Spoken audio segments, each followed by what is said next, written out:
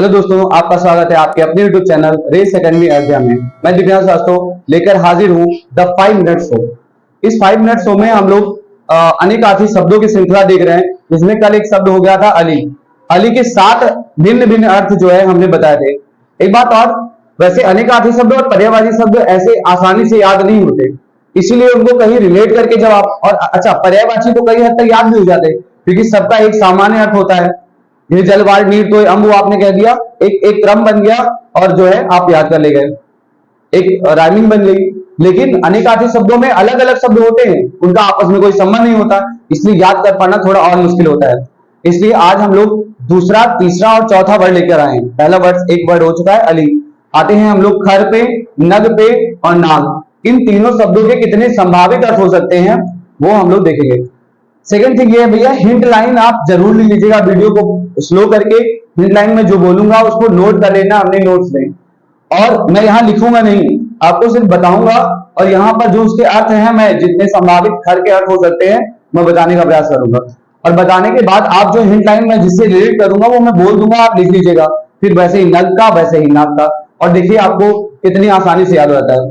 खर शब्द को स्टार्ट करते हैं। खर को आप समझ लीजिए एक प्रखर है। प्रखर नाम का एक लड़का है। कल एक अली नाम का लड़का था, आज प्रखर नाम का लड़का है। तो खर का एक शाब्दिक अर्थ होता है प्रखर, मतलब अनिकार्थी में पहला अर्थ हो गया प्रखर। अब प्रखर नाम का जो लड़का है वो एकदम गधा है। क्या है? गधा है। अर्थात प्रखर का दूसरा, खर का दूसरा अर्थ क्या हो गया? गधा। और उसे दुष्ट राक्षस से डर नहीं लगता। दुष्ट राक्षस से डर नहीं लगता, अर्थात एक तो अर्थ इसका हो गया दुष्ट, और एक हो गया एक प्रकार के राक्षस का नाम भी खर था। एक राक्षस हुआ करता था जो सूर्पणखा की नाक कटी।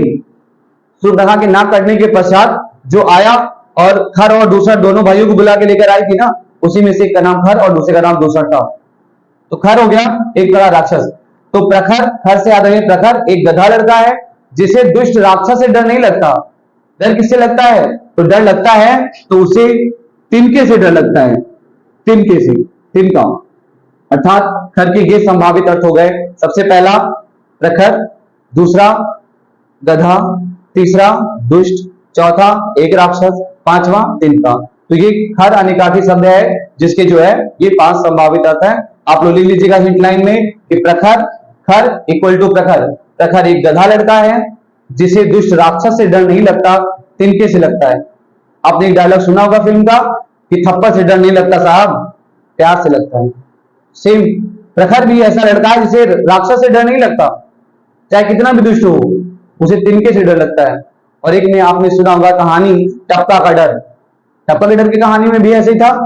एक बूढ़ी औरत रहती है घर में और वो जो है पानी बरसता रहता है और बूंदे गिरती रहती है। टप झोपड़ी बना के रहती है। वो शेर आता है उसकी झोपड़ी के बाहर खड़ा होता है, तो बूढ़ी औरत जो है अपने माइंड का यूज करते हुए कहती है कि इतना तो मुझे शेर से भी डर नहीं लगता जितने मुझे ये टप्पा से डर लग रहा है। शेर ये बात सुनता है और उसे लगता है टप्पा जो है हमसे भी ज्यादा खतरनाक कोई चीज है, तभी तो हमसे नहीं डर रही बूढ़ी औरत, उससे डर रही है, और वो डर के मारे भाग जाता है। ये हो गया। अगला शब्द आता है नाग, नग।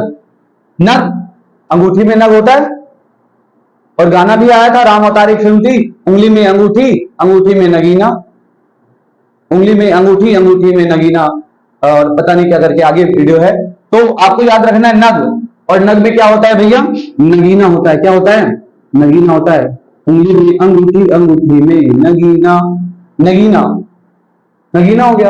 अब नगीना पे प्रकाश पड़ता है जब सूर्य का, जब नगीना पे सूर्य का, नग, नग में होता है नगीना, और नगीना पे प्रकाश किसका पड़ता है? सूर्य का प्रकाश पड़ता है। तो उसे देखकर सांप, अर्थात सल, सांप भागने लगता है और भागकर पर्वत के वृक्ष पर चढ़ जाता है। पर्वत के वृक्ष पर चढ़ जाता है। फिर से नग में नगीना होता है, और नगीना पे जब सूर्य का प्रकाश पड़ता है तो फिर सांप उसे देखकर भागने लगता है और भागकर पर्वत के वृक्ष पर चढ़ जाता है। आगे देखिए, अदद और संख्या। एक और आप 2 शब्द याद रखिए, अदद और संख्या भी नग का अर्थ होता है, और अदद संख्या को ही कहा जाता है। अदद संख्या को ही कहते हैं। क्योंकि आपने कई बार मैथ वाले टीचर को बचपन में अगर आपने फर्स्ट सेकंड थर्ड फोर्थ पढ़ा होगा तो आपने देखा होगा क्वेश्चन एक्सरसाइज 7 ओपन कर लीजिए, उसकी सारी अदद उतार लो, अदद संख्या, तो आप नगीना हो गया, सूर्य हो गया, सर्प हो गया, पर्वत हो गया, वृक्ष हो गया और संख्या हो गया, अदद और संख्या।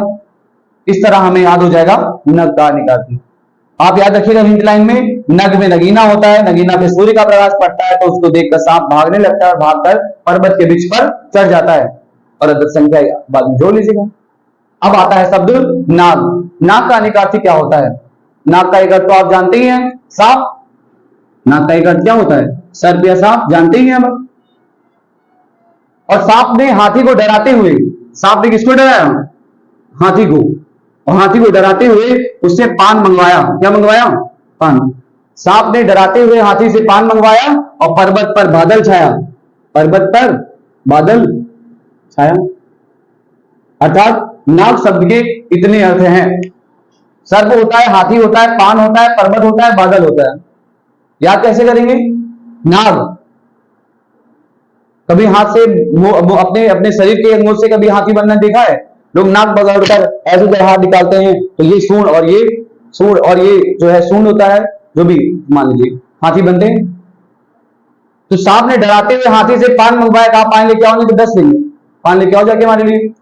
और फिर पर्वत पर बादल छाया, ऐसे रंग बना लीजिएगा, आपको याद हो जाएगा। मुझे विश्वास है कि अगर आप कोई स्ट्रेटजी के थ्रू याद करते हैं या कोई लिंक बनाकर याद करते हैं तो चीजें बेहतर याद हो जाती हैं। ये मेरा भरोसा और अनुभव भी है, ये ऐसी चीजें याद नहीं होती भैया। मैंने इसी तरह याद किया है और आपको ये तरीके बता रहा हूं, डेफिनेटली आपको याद हो जाएगा। तो इस वीडियो में आप ध्यान रखिएगा इनका। अगली वीडियो में फिर 5 जो है 5 या 3 शब्द लेकर आएंगे। थैंक यू क्लास, जय हिंद।